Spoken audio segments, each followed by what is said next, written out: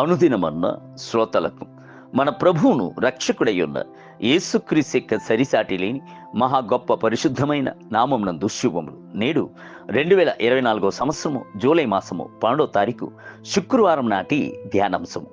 మీలో లేఖన వాక్యములు 119 కీర్తన 11వ వచనమునందు, నీ ఎదుట నేను పాపము చేయకున్నట్లు నా హృదయంలో నీ వాక్యమును ఉంచుకొని ఉన్నాను. నీ వాక్యము నా హృదయంలో ఉన్నది కావున నేను పాపము చెయ్యను. సత్యమును బట్టి నన్ను నేను కాపాడుకొందును. వాక్యమును వాంఛతో నేను భుజించెదను అనుట దావీదెక్క సాక్ష్యమై ఉండెను. లోకములో ఉన్నవాని కంటే మనలో ఉన్నవాడు గొప్పవాడు అని చెప్పుచున్నాము. దానికి లోతైన అర్థము ఏమిటి? మనలో ఉన్నవాడు క్రీస్తు మాత్రముగాక పరిశుద్ధాత్ముడు మనలో ఉన్నాడు. దేవుని యొక్క అభిషేకమును మనలో ఉన్నది. అది మాత్రము సరిపోదు, దేవుని యొక్క వాక్యములు మనలో ఉండవలెను. అప్పుడే మనము పాపము చేయక దేవుని యొక్క బిడలుగా ఉండగలం. ఒక మనుషుడు రక్షింపబట్టుకు పూర్వము పాపములో జీవించుచున్నాడు. అప్పుడు అతనిలో క్రీస్తే గాని పరిశుద్ధాత్ముడే గాని ఉండుటలేదు. అలాగైతే అతనిలో ఉన్నది ఏమిటి? బైబిల్ గ్రంథము సెలవిచ్చున్నది, అనగా మనుషుల హృదయములో నుండి దురాలోచనలను, జారత్వములను, దొంగతనములను, నరహత్యలను, వ్యభిచారములను, లోభములను, చెడుతనములను, కపటమును, కామ వికారమును, మత్సరమును, దేవదూషణయు, అహంభావమును, అవివేకమును వచ్చును. ఈ చెడ్డవన్నీయును లోపల నుండియే బయలు వెళ్ళి మనుషుని అపవిత్రపరచునని ఆయన చెప్పాను. మార్కు సువార్త 7వ అధ్యాయము 21 మొదలుకొని 23 వచనం. అయితే ఏ మనుషుడైనను క్రీస్తులోనికి వచ్చుచున్నప్పుడు నూతన సృష్టి అగుచున్నాడు. పాతవి అన్నీయు గతించిపోవుచున్నది, సమస్తము నూతన మగుచున్నది. కొరింథీయులకు రాసిన 2వ పత్రిక 5వ అధ్యాయము 17వ వచనం.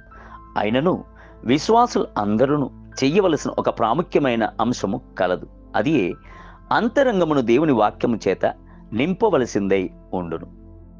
హృదయమును ఎన్నడూను ఖాళీగా ఉంచకూడదు. అది ఖాళీగా ఉండినట్లయితే మనలను విడిచిపెట్టి వెళ్ళిన అపవిత్రములు 7 రెట్లు అత్యధికముగా మరలా తిరిగి లోపలికి వచ్చి నివాసం ఉండుటకు అత్యధిక అవకాశములు కలవు. కావున రక్షింపబడిన ప్రతి ఒక్క దేవుని బిడ్డయు తన యొక్క హృదయమును దేవుని వాక్యములచే నింపుకొనవలెను. లేఖన వాక్యములు ఆత్మయు జీవమునై ఉన్నది. అట్టి వాక్యములు లోపట ఉన్నప్పుడు సాతానిక శోధనలను జయించుటకును, సాక్షిగా జీవించుటకును సులువుగా ఉండును. మీ యొక్క హృదయము వాక్యములచే నింపబడి ఉన్నందున మీ యొక్క నోరు సత్యమును స్పష్టముగా మాట్లాడును. దేవుని యొక్క మహిమను, మహత్యమును మాట్లాడును. హృదయము నిండిన దాన్ని బట్టి నోరు పలుకును కదా. మత్తయి సువార్త 12వ అధ్యాయము 34వ వచనం. బైబిల్ గ్రంథమునందు యేసు యొక్క తల్లి అయిన మరియను గూర్చి చదువుచున్నప్పుడల్లా ఆయన తల్లి మరియ ఈ సంగతులన్నిటినీ తన హృదయంలో భద్రము చేసుకొనెను అని చదువుచున్నాము. లూకా సువార్త 5వ అధ్యాయము 51వ వచనం.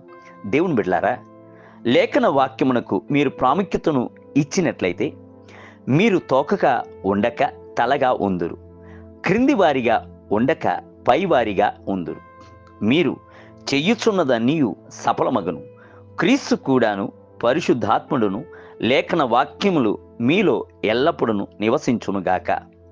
నేటి ధ్యానమునకై ఈ వాక్యము మీ యొద్ద సమీపముగాను మీ నోటను మీ హృదయములోను ఉన్నది అని చెప్పుచున్నది.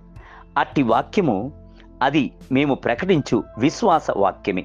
రోమీయులకు రాసిన పత్రిక 10వ అధ్యాయము 8వ వచనం. నేటి వేద పట్టణము ఉదయము కీర్తనల గ్రంథము 4, 5 మరియు 6 అధ్యాయములు. సాయంత్రము అపోస్తల కార్యములు 17వ అధ్యాయము 16 మొదలుకొని 34 వచనములు. ప్రభు మిమ్ములను దీవించునుగాక. ఆమేన్. ఆమేన్.